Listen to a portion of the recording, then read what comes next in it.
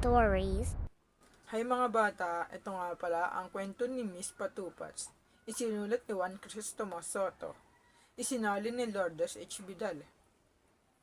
Punong-puno ng kularete ang mukha ng dalagang si Miss Yayeng.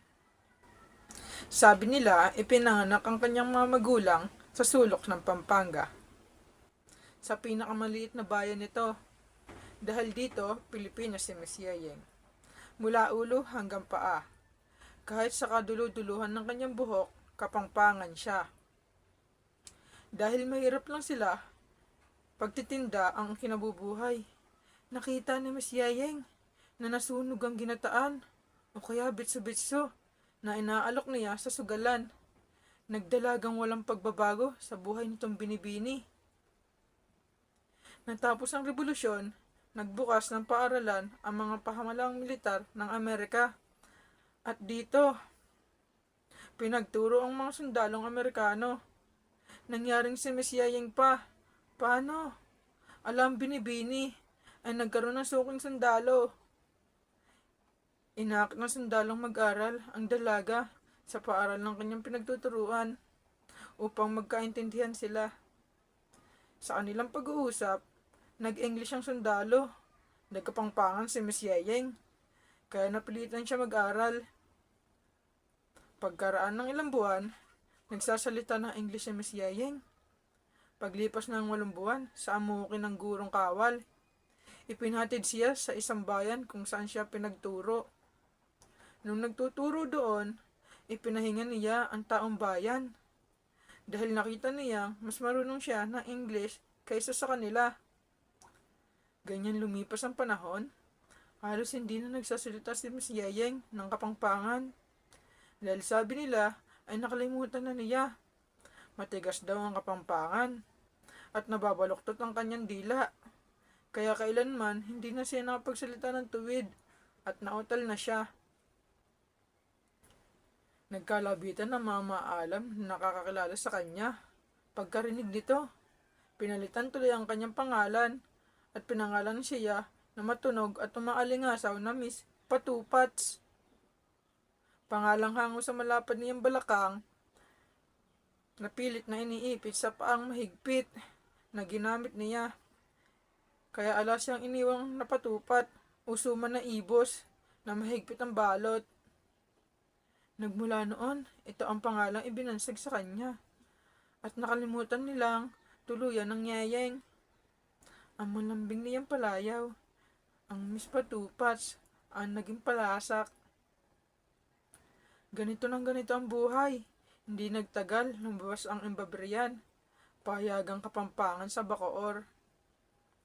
Sa isang pista o bilabida sa Bayang X, na kung saan dumalo si Miss Patupats, binabasa ito, lumapit siya.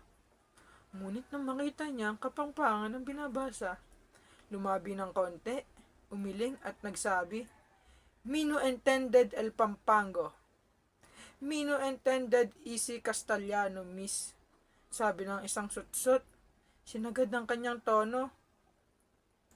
Napangiti lahat ng nasa umpukan, at sapagkat may pinag-aralan sila, hindi nila ipinakita ang pagkakakilala nila sa binibini. Ito naman babae, kahit alam na parang tinutokso na siya, nagpatuloy din at nagsabi, "Sa katunayan, totoong nahirapan na akong bumigkas ng Kapampangan, lalo na kung binabasa ko ito." Dito sa ilang salitang binigkas niya, sumama lahat ng iba't ibang wika. Talasalitaang Bulgar ng Ingles, Kastila, Tagalog na pinaghalo-halo niya. Nang walang kawawalan, hindi na nakapagpigil ang mga nakarinig. Napatawa sila ng malakas. Nagalit si Miss Patupats. Hinarap ng mga tumatawa at sabi niya, "Por llorer, por el champurado, miss," sabi ng unang sumagot. Lalong lumakas ng halakhak ang mga nakakakinig at nag-init ang pakiramdam ni Miss Patupats. Isa sa mga nakatayo ang nagsabi ng ganito, "Hindi kayo dapat magtaka kung hindi na siya marunong ng Kapampangan, si Miss Patupats. Una, dahil matagal na siya nakasama sa mga kawal ng Amerikano. Pangalawa, hindi na siya Kapampangan. Katunayan, Miss Patupas ang kanyang pangalan. Noong na sumabog ang bulkan, putok-ubod ng lakas.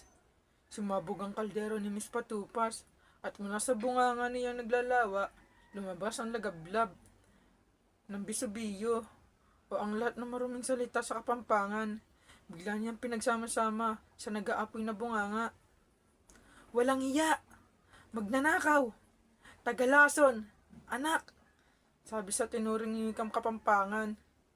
Aba, Kapampangan pala siya, sabi ng mga nakarinig. Oo, hindi ba ninyo alam? Sabi ng nakakilala sa kanya. Anak siya ng matandang Guidong, kakbong na aking kanayon. Napahalakak na malakas ang mga nanonood. Napaiyak si Miss Patupas at sabi, pagpupunas ng kanyang tumutulong luha, sumama ang kapal niyang pulbos sa pisngi. Lumitawan likas na kulay. Maitim pala siya sa duhat. Na makita ito ng mga nanonood, lalo silang napatawa at nagsabi, Aba, maitim pala siya.